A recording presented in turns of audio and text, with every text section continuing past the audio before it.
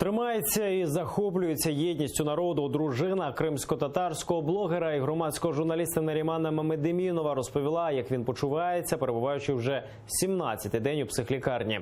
Туди його запроторили примусово 29 червня, нібито для обстеження. Дружина Нарімана утримання чоловіка в божевільні вважає психологічним тиском.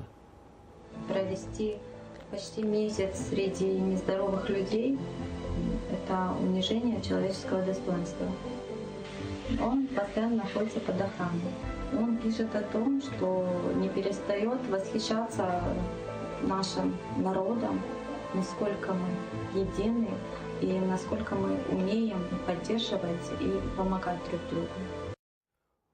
Окупанти затримали Нарімана Мамедемінова 22 березня після обшуку в його будинку в Бахчисарайському районі. Його звинувачують в екстремізмі. Мамедемінов – відомий в Криму громадський журналіст. З початку анексії Криму Росією він висвітлював безчинства окупантів на півострові.